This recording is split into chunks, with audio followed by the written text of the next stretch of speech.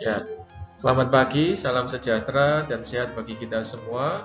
Saya sangat senang berjumpa kembali dengan Bapak, Ibu, Saudara-saudari, dan adik-adik semua dalam program Bijak Mengelola Dana. Tak lupa juga terima kasih atas anugerah dan waktu dan kesempatan yang diberikan olehnya di pagi yang indah ini. Kali ini saya akan share ilmu tentang klasifikasi biaya pada usaha manufaktur. Ya, bagaimana dana yang kita punyai kita klasifikasikan dalam suatu usaha manufaktur. Nah, sebelumnya akan saya jelaskan dulu apa definisi dari biaya. Jadi biaya adalah pengorbanan sumber ekonomi yang diukur dalam satuan mata uang yang telah atau yang akan terjadi untuk barang dan atau jasa dalam rangka mencapai tujuan tertentu. Jadi kita punya budget, kita punya rupiah, kita punya dana, dan kita rencanakan untuk membeli barang dan jasa tertentu dalam rangka untuk mencapai tujuan tertentu. Itu adalah biaya. Nah, sedangkan usaha manufaktur adalah usaha-usaha yang mengolah bahan baku atau bahan mentah ditambah tenaga kerja manusia dan biaya-biaya lainnya menjadi barang jadi yang sifatnya sangat berbeda dari bahan baku aslinya. Ya, jadi usaha manufaktur menggabungkan antara komponen-komponen bahan, kemudian juga tenaga kerja manusia dan biaya-biaya yang lain sehingga menjadi suatu produk yang berbeda dari komponen-komponen sebelumnya. Nah, pengolahan ini dilakukan di suatu tempat yang namanya pabrik. Ya, dan proses produksinya dinamakan produksi atau pabrikasi, ya, atau pengolahan. Nah, kemudian kalau kita gabungkan antara kata biaya dan manufaktur sehingga menjadi biaya manufaktur. Jadi biaya manufaktur adalah biaya dalam sejumlah uang yang telah atau akan ditukarkan dengan barang atau jasa sedemikian rupa untuk memproduksi suatu barang jadi. Ya, jadi kita punya budget atau kita planning, ya kita ada budget, kita planning, kita harus tukarkan dengan barang dan jasa sedemikian rupa yang akan kita gunakan untuk memproduksi barang jadi. Ya, jadi bukan mendistribusikan barang yang sudah jadi, bukan, tetapi akan memproduksi suatu barang yang tentu saja berbeda dari komponen-komponen sebelumnya. Nah, itu adalah proses atau usaha manufaktur. Nah, kemudian biaya yang ditimbulkan dalam ruang produksi adalah biaya produksi, yaitu sejumlah bahan, tenaga kerja manusia, dan biaya-biaya lain yang timbul dalam tempat produksi. Ya, jadi istilah biaya produksi artinya biaya yang terjadi atau rupiah yang harus kita keluarkan sehingga terjadi suatu proses manufaktur atau rupiah-rupiah dana yang kita keluarkan dalam satu tempat yang namanya pabrik. Nah, itu adalah biaya produksi. Ya. Nah, apa gunanya kita mempelajari atau mengetahui dan memahami topik ini? Nah, gunanya adalah mempermudah analisis biaya dan tracing atau pelacakan pada masing-masing unsur biaya. Jadi kalau nggak kita klasifikasikan secara cukup detail, maka apabila terjadi inefisiensi, kecurangan, kebocoran, maka kita akan susah untuk tracingnya, untuk menganalisisnya. Nah, tapi kalau udah kita pisah-pisah, ya misalnya ini adalah biaya bahan, ini biaya tenaga manusia, ini biaya overhead, ya, maka akan lebih memudahkan kita untuk tracing apabila terjadi inefisiensi dan juga penyelewengan atau keborosan anggaran. Dan masalah keborosan anggaran dan kebocoran ini satu hal yang normal terjadi. Ya, meskipun tidak kita kendaki, tapi suatu hal yang berpotensi, sangat berpotensi untuk terjadi.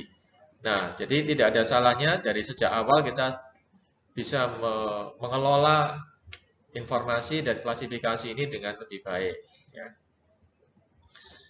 Nah, kemudian juga perlu adanya koreksi atas inefisiensi, ya, dan juga untuk feedback apakah apa yang sudah kita lakukan sekarang sudah cukup efisien. Nah, dengan adanya efisiensi, maka diharapkan perusahaan akan mempunyai dan produk yang kita hasilkan akan mempunyai daya saing yang baik di pasar. Kemudian manfaat yang kedua, dengan adanya laporan yang terklasifikasi dan terorganize dengan baik, maka mempermudah kita untuk membandingkan dengan data-data pada periode sebelumnya. Dan juga memudahkan kita untuk membandingkan data-data dengan perusahaan sejenis yang lain. Ya. Dan apa yang kita sharekan di sini adalah suatu standar atau suatu klasifikasi yang diterima secara umum sesuai dengan basis akuntansi. Ya.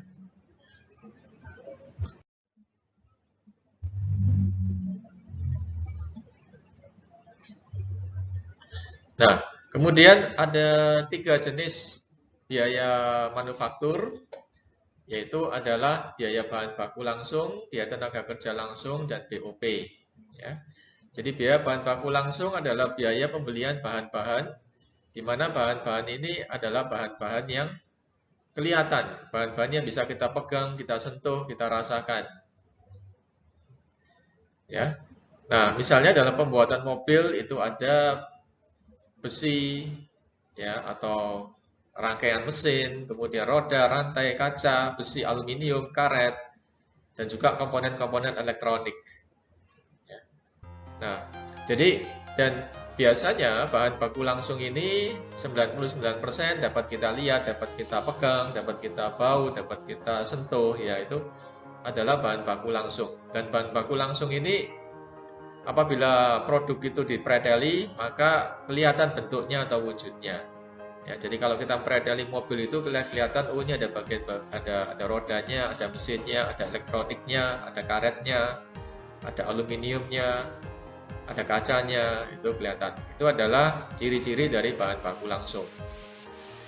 Kemudian tenaga kerja langsung adalah tenaga kerja manusia yang langsung terlibat dalam produksi, misalnya mobil tersebut. Ya. Tenaga kerja langsung apabila kita ada CCTV, kita bisa lihat langsung dalam proses produksinya.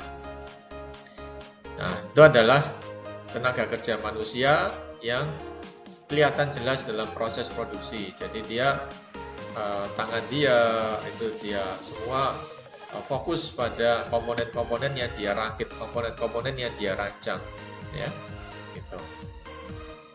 Kemudian apabila jenis biaya yang timbul tidak bisa masuk pada bahan baku langsung dan tenaga kerja langsung, saya garis bawahi di sini ya, jadi ada kata langsung ya, jadi bahan baku langsung dan tenaga kerja langsung, maka masukkan aktivitas dan komponen biaya tersebut pada biaya overhead pabrik. Ya. Jadi biaya overhead pabrik adalah biaya yang tidak termasuk pada kelompok tenaga kerja langsung dan bahan langsung, tetapi terjadi pada ruang pabrik.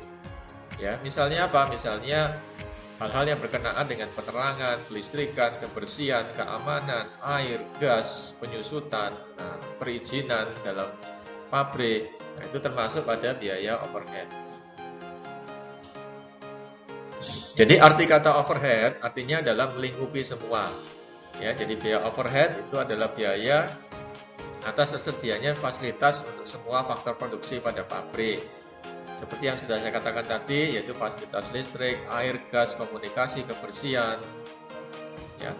Nah, jadi dengan kata lain, biaya overheadnya adalah biaya yang dipakai bersama-sama. Jadi semua barang, mesin, dan tenaga manusia yang ada di situ memakai biaya ini secara bersama-sama.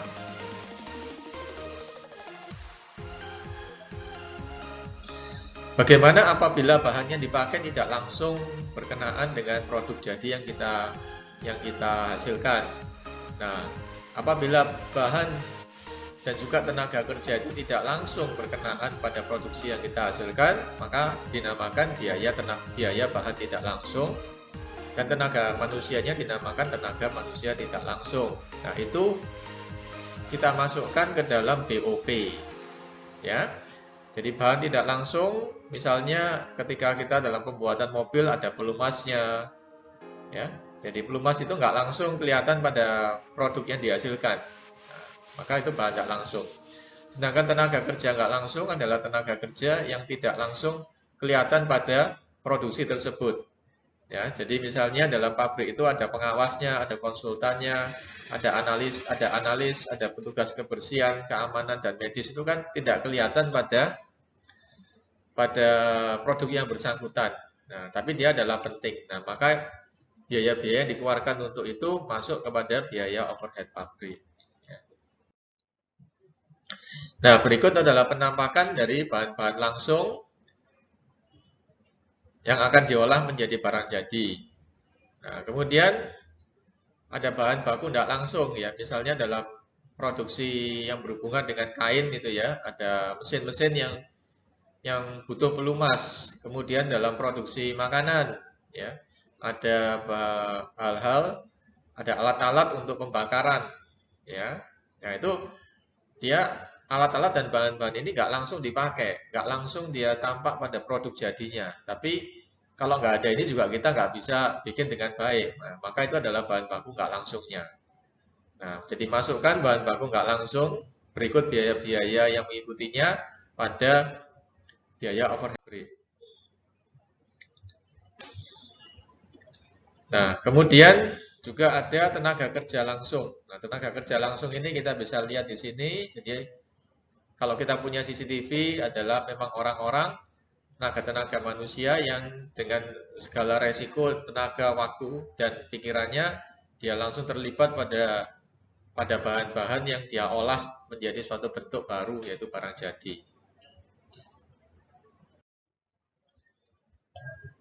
Kemudian bagaimana dengan biaya overhead atau biaya nggak langsung? Nah, biaya nggak langsung ini adalah biaya yang nggak langsung kelihatan ya ketika produk kita udah jadi. Tetapi tanpa adanya fasilitas ini juga produk yang dihasilkan tidak mungkin bisa sempurna. Nah, khususnya adalah biaya-biaya yang kita keluarkan untuk fasilitas penyediaan fasilitas kebersihan, kesehatan, pengawasan, dan keamanan dalam pabrik. Bagaimana mungkin para pekerja dan juga alat-alat yang berada pada pabrik dapat berfungsi dan bekerja dengan nyaman dan baik apabila kebersihannya tidak terjamin, apabila kesehatannya tidak terjaga, apalagi tidak merasa aman. Nah, jadi ini semua adalah fasilitas yang menunjang produksi dari pabrik sehingga menghasilkan produk yang sempurna dan baik. Juga hal-hal yang berhubungan dengan kelistrikan, gas, air, dan komunikasi dalam pabrik. Maka biaya-biaya yang dikeluarkan untuk penyediaan dan keberlangsungan fasilitas ini adalah termasuk dalam biaya overhead pabrik.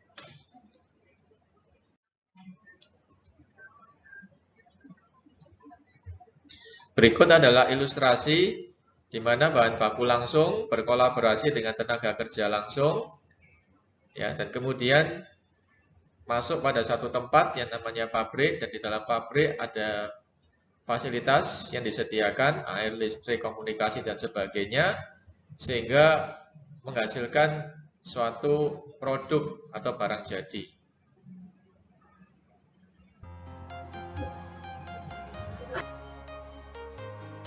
Nah, kemudian di sini ada satu contoh dalam proses pembuatan ice cream. Ada bahan bakunya, yaitu gambar sapi di sini, dan juga bahan-bahan pendukung lainnya, ya, dan juga stroberi dan sejenisnya.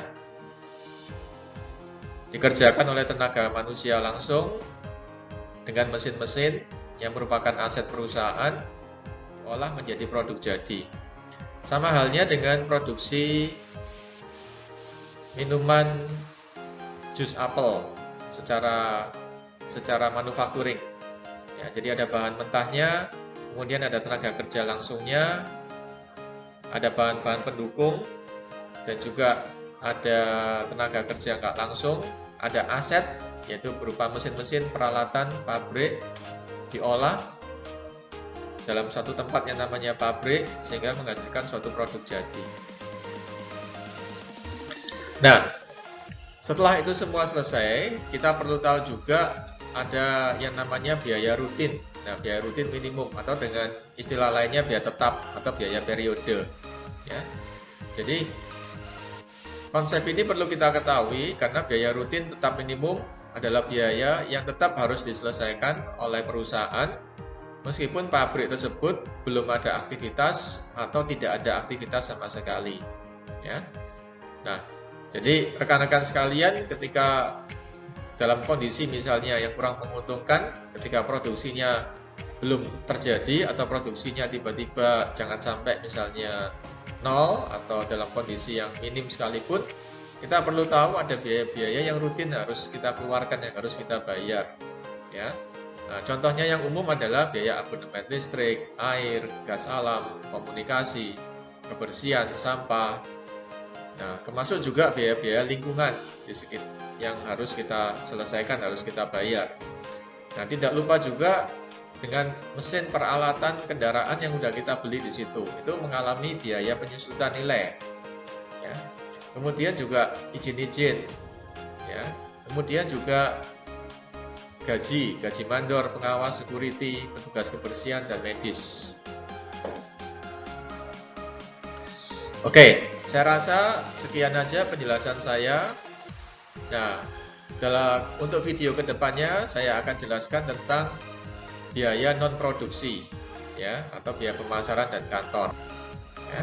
Oke, sehingga pada titik ini kita telah belajar macam-macam biaya produksi yang berlaku secara umum, yaitu biaya bahan baku langsung, biaya tenaga manusia langsung, dan apabila tidak bisa kita masukkan dalam dua komponen itu, maka kita masukkan ke dalam biaya overhead pabrik asal tetap terjadi pada ruang pabrik. Oke, terima kasih atas perhatiannya. Semoga bermanfaat dan semakin bijak dalam menggunakan dana.